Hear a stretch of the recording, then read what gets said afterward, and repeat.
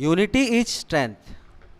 Chapter 3 from English channel, class 4. So, that chapter explanation of third chapter, Unity is strength. Flock of pigeons was wandering in search of food.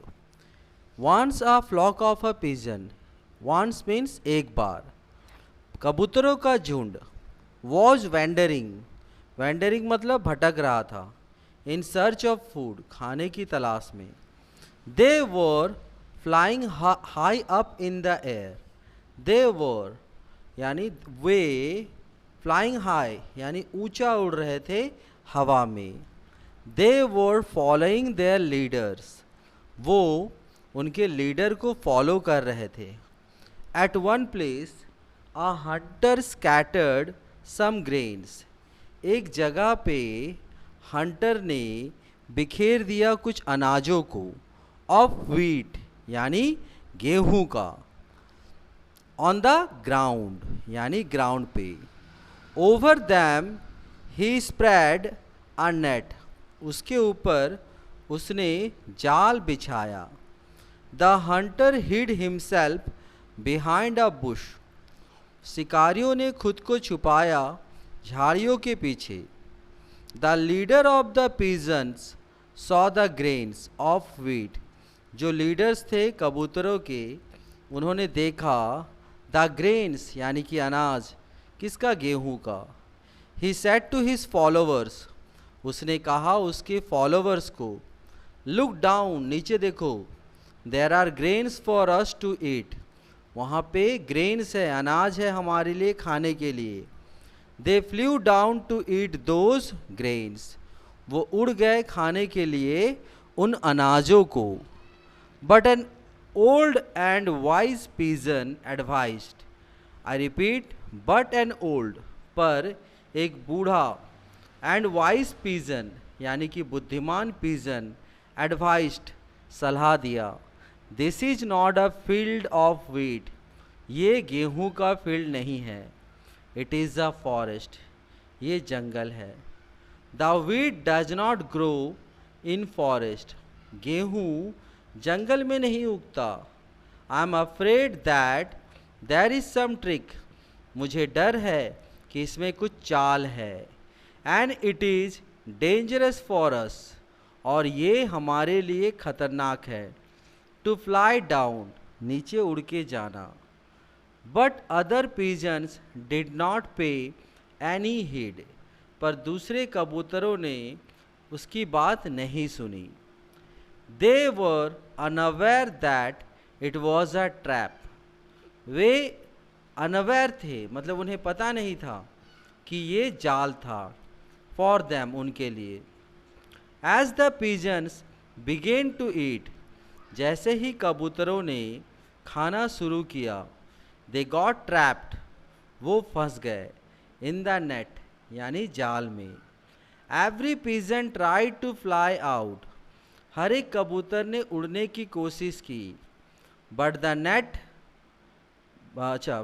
Fly out of the net यानी जाल से. But all in भेन पर सब बेकार. The Hunter came out. शिकारी बाहर आया. फ्रॉम बिहाइंड द बुश यानी झाड़ियों के पीछे से. He was very glad to see that so many pigeons were caught in his net. वो बहुत खुश हुआ कि इतने सारे पिजन्स पकड़े गए उसके जाल में.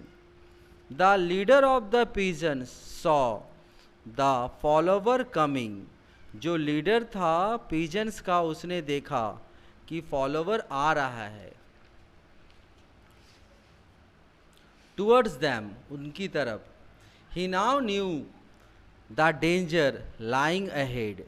अब वो जानता था जो खतरा जो आगे था. अहेड का मतलब आगे. He cried out to his followers at once. उसने वो चिल्लाया उसके फॉलोवर्स की तरफ एकदम से. Friends we must all fly up together. दोस्तों हम सबको एक साथ उड़ जाना है. And take the net with us. और जाल को अपने साथ ले जाना है. Alone we can do nothing. अकेले हम कुछ नहीं कर सकते. But together we can lift the net. पर एक साथ हम जाल को उठा सकते हैं. Listening this, इसको सुनने के बाद, all the pigeons flew up together. इसको सुनने के बाद सारे कबूतर एक साथ उड़े.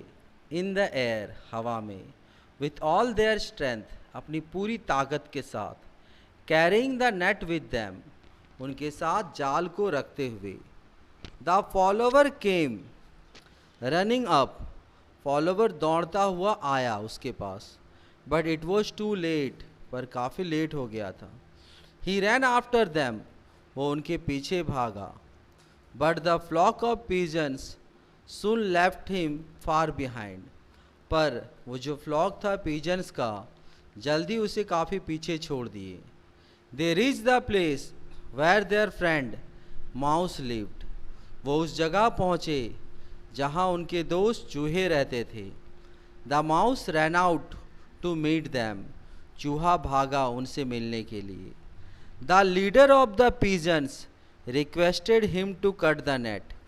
जो लीडर थे पिजन्स के, उन्होंने रिक्वेस्ट किया जाल को काट देने के लिए.